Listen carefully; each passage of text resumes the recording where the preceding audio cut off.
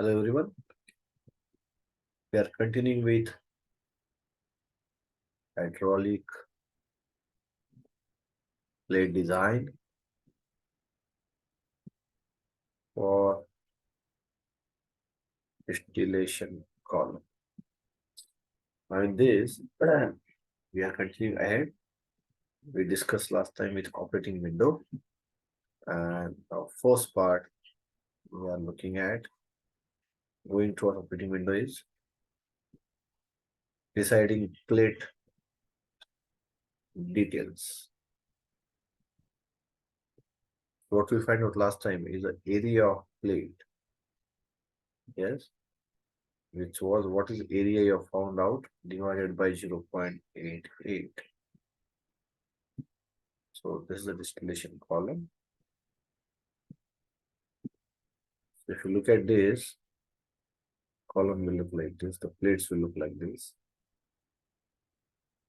There will be a down comer, this is a weir and a down comer.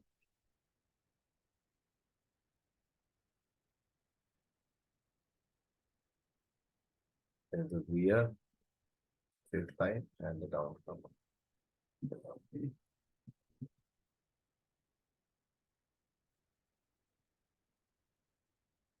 So there's a pool of liquid on the plate and liquid will come down. So this length is called as weir height, HW. But when actual liquid comes, it will have some overheight, additional height of liquid on this. This is called as over weir, HOW, and then it will come down. So we are talking about what we talked about when we found out the vapor and liquid contact. Basically, we talk about vapor coming in and liquid coming down. So this contact corresponds to only this portion. So wear area around 12%, remaining would be 88%. So this area which you found out based on flow rate of vapor and velocity of vapor, this area is 88% of total area. So we get total area of plate.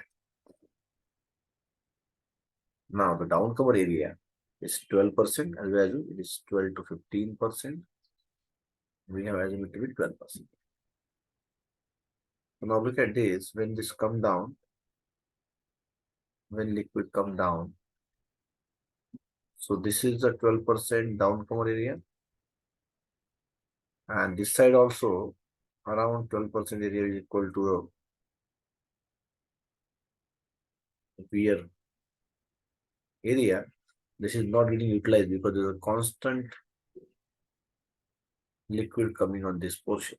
So the area which is available for mass transfer is this. So area of downcomer is 12% of area of plate.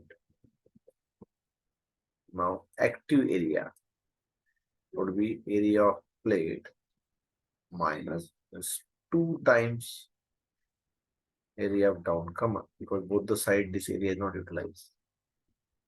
This will give me active area where there is a heat and mass transfer occurring with a contact of vapor and liquid. And area of hole would be 10% of active area.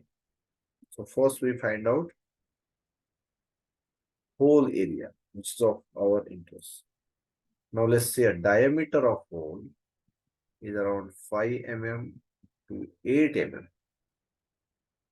So we can find out number of holes. So area of hole equal to number of holes into area of single hole.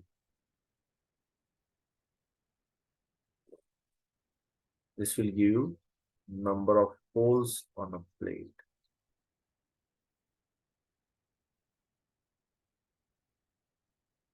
This is very important. Okay.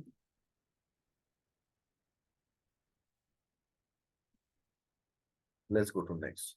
Now let's start with a first portion, which is VP.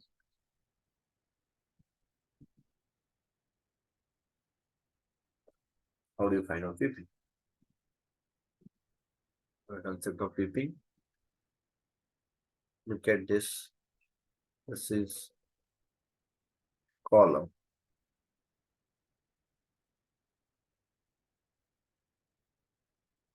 You can see this.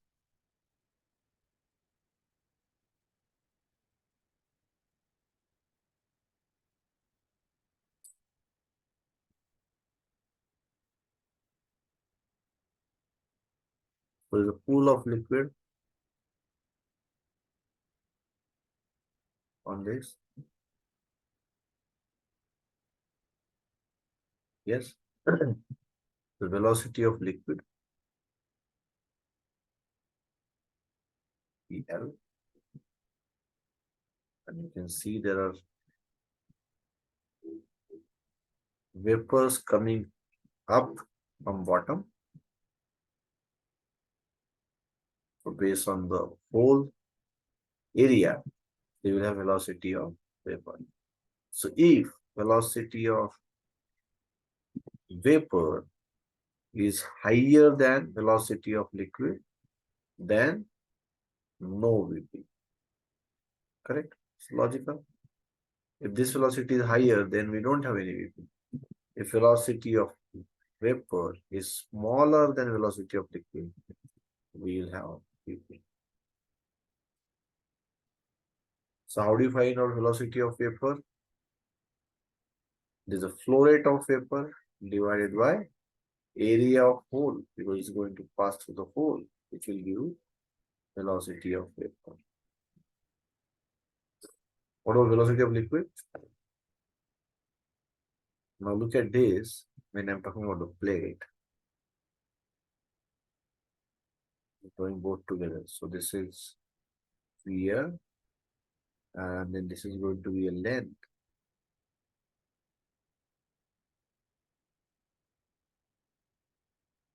Yes. So based on velocity of liquid will be function of VR height, VR length,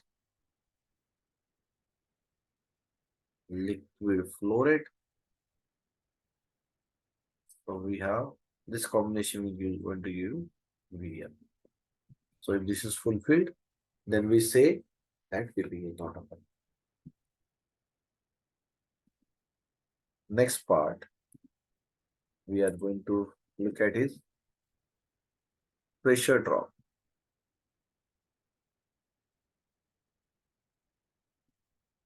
Pressure drop on every plate.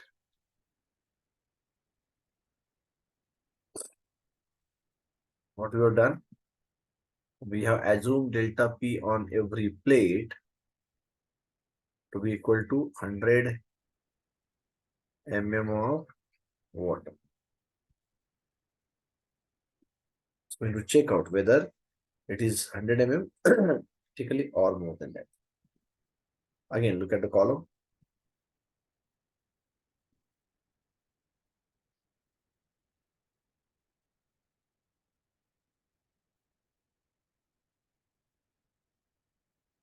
So force pressure drop is caused by orifice.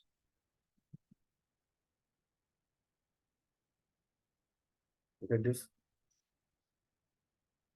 It is passing through orifice. So it is getting contracted. So based on this orifice, we'll have a dry plate pressure drop.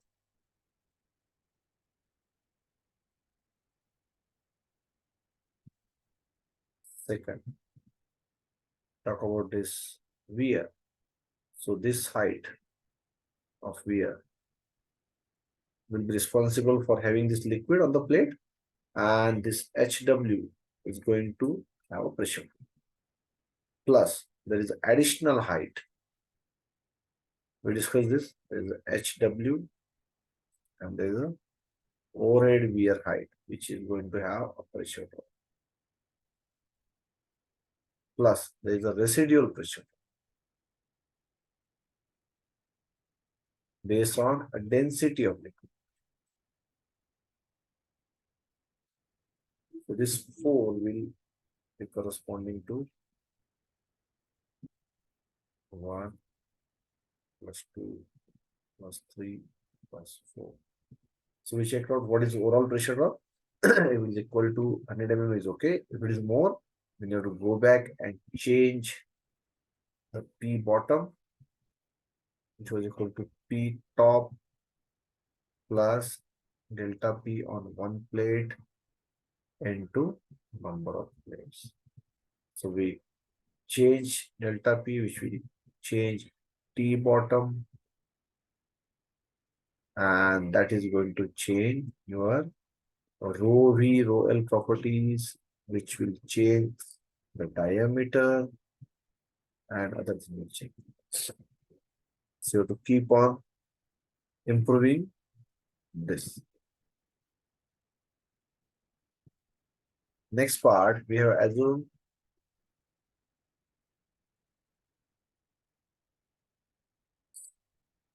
the plate spacing.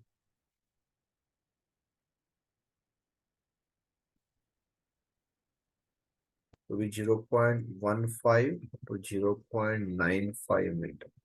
Yes. So we are assuming 0.5 meter, for example. So to cross verify whether this is correct. If it is not, you have to do it again. So we had looked for this graph, if you remember. We have followed FLV is a function of flow rate of vapor, liquid, density of vapor in liquid, and there's a K1. And intermediate, there were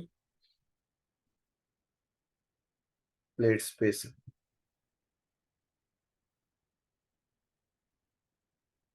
We're going to check out whether this plate spacing is correct. If not, then you correct it and redo the whole thing and reconsider until this matches within 10%. So this is the next part we are going to check.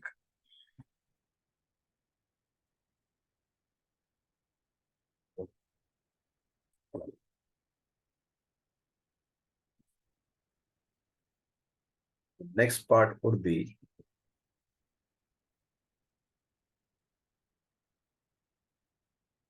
finding a residence time.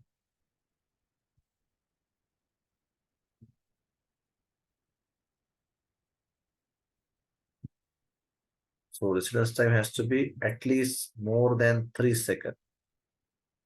So we're going to check out what residence time.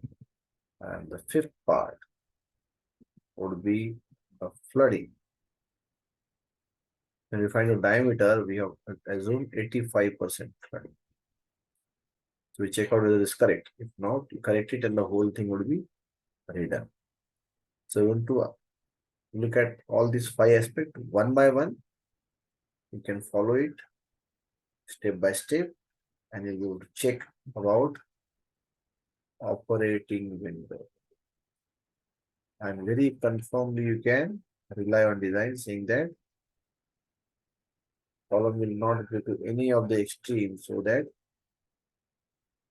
the efficient heat and mass transfer can be expected. Thank you.